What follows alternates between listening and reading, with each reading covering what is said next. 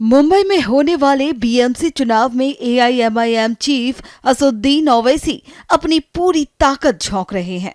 हाल ही में सोलापुर में उन्होंने लोगों को संबोधित करते हुए कहा कि एक दिन हिजाब पहनने वाली बेटी देश की वजीर आलम बनेगी।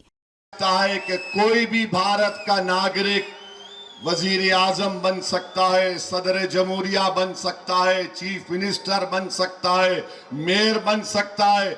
और असदुद्दीन ओवैसी का ख्वाब यह है कि एक दिन आएगा इस देश में इंशाअल्लाह ताला, शायद हम और आप नहीं रहेंगे मगर देखना, एक हिजाब पहनने वाली बेटी इस देश की वजीर आजम बनेगी इंशाअल्लाह ताला। अब इनके इस बयान पर सियासत गर्मा गई है। इस बयान पर बीजेपी नेताओं ने क्या कुछ कहा, सुनिए। मोहतरमे मजलिस और आली जनाब सरताज सेकुलर सियासत मजलिसे इत्तिहादुल मुसलमीन के सदर जनाब असदुद्दीन ओवैसी ये कह रहे हैं, तो मैं उनसे पूछना चाहता हूं कि कई देशों में मुस्लिम महिला प्रधानमंत्री रही हैं, बुरके में कितनों को देखा है? बगल में बांग्लादेश का मुद्दा चल रहा है, बेगम खालिदा जिया और शेख हसीना, इसमें से कितनों को बुरके में देखा? पाकिस्तान में बेनजीर भुट्टो, कितनों को बुरके में देखा? टर्की में तांसु सिलर और विश्व के सबसे बड़े मुस्लिम देश इंडोनेशिया की महिला प्रधानमंत्री मेघावती सुकार्णो पुत्री, क्या बुरके में देखा? पुनः कह रहा हूं, मुस्लिम देश की मुस्लिम महिला प्रधानमंत्री और नाम है मेघावती सुकार्णो पुत्री। और मैं पूछना चाहता हूं असदुद्दीन ओवैसी जी से कि मुस्लिम महिलाओं के प्रति जो आपका नजरिया है उसके ऊपर, मोहम्मद साहब के खानदान से सीधे उनकी वंशावली में शाह हुसैन ऑफ जॉर्डन का परिवार आता है, जिसको आप अहले बहत कहते हैं, यानी मोहम्मद साहब का परिवार। उनकी जो 3 या 4 बीवियां हैं उसमें से कितनों को बुरके में देखा? यह दर्शाता है कि जो काम दुनिया के बड़े बड़े मुस्लिम देश नहीं कर रहे हैं, जो मोहम्मद साहब के सीधे वंश वाले लोग नहीं कर रहे हैं, उस पे सियासत करने के लिए न सिर्फ ओवैसी बल्कि इंडी गठबंधन के तमाम लोग उतारे हुए।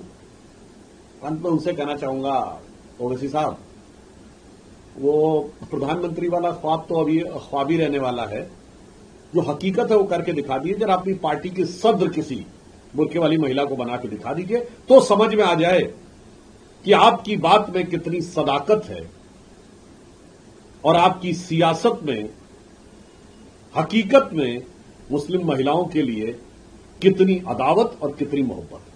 देखिए, संविधान किसी पर भी कोई रोक नहीं लगाता, सभी लोग पीएम बनने की आकांक्षा रख सकते हैं, पर क्योंकि ओवैसी में अब ममदानी और पता नहीं और किसकी किसकी प्रेरणाएं और आत्मा अंदर आ चुकी है, तो मैं तो चाहूंगा कि ओवैसी साहब इतना अच्छा कार्य अपनी पार्टी से शुरू करें। अपने पार्टी की राष्ट्रीय अध्यक्षा किसी हिजाबी बुरखा पहनने वाली महिला को बनाए, अगर वो नहीं बन पा रहा है तो पसमानदा मुसलमान को बनाए। जो व्यक्ति अपनी पार्टी के नाम में मुस्लिमीन रखता है, उसको कोई अधिकार नहीं कि वो पूरे देश को सेकुलरिज्म पर उपदेश देते रहे। और भारत में जिसको जो बनना है उसको संविधान ने खुली छूट दी है, पर ओवैसी कान खोल के सुन ले कि बीएमसी में तो महायुति का मेयर बनेगा, हिंदू मेयर बनेगा और मराठी मेयर बनेगा। दिक्कत की बात यह है कि उद्धव ठाकरे जी मीरा भाईंदर के विषय में लेकर बहुत उत्तेजित हो गए थे, उनके पार्टी के लोग। वहां पे तो बहुत कुछ बोला उन्होंने, उत्तर भारतीय के बारे में वैसे ही बोलते रहते, पर जब वारिस पठान ने बोला बुरखे वाली बनेगी मेयर मुंबई की, तो तब से संजय राउत की जुबान पर ताला लग गया है। तो संजय राउत को एक बार बोलना चाहिए कि क्या उनको हिंदू और मराठी बने, इससे समस्या है क्या? जिस दिन वो रायना अल अब्दुल्ला जो जॉर्डन की महारानी है उनको हिजाब पहनवा लेंगे, उस दिन यहाँ पे भी हिजाब पहनाने की बात कर ले जाए। जहाँ हमारे यहाँ केरल की एक मंत्री रही हैं, एमएलए रही हैं नसीबा उमला, उनको हिजाब नहीं पहनाया।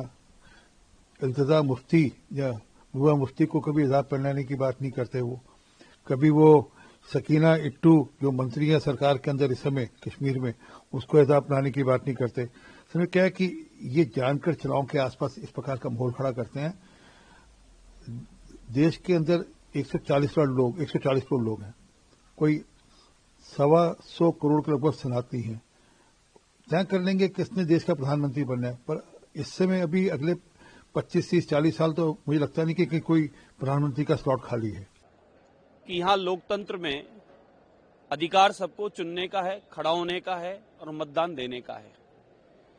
इस देश में इस प्रकार का वायुमंडल उत्पन्न करने वाले लोग क्या संदेश देना चाहते हैं? यहाँ इस देश में रहकर और पाकिस्तान से जोड़ना चाहते हैं। पाकिस्तान के हाथ में कटोरा है भीख का, और भीख भी नहीं है। क्या आप उसी स्थिति में जाना चाहते हैं? ये वही भारतीय जनता पार्टी की सरकार है जहां अब्दुल कलाम साहब राष्ट्रपति होते थे। उनके कार्य और उनका दिया हुआ इस देश को योगदान भी आज पूरा देश जानता है और उनका सम्मान जानता है।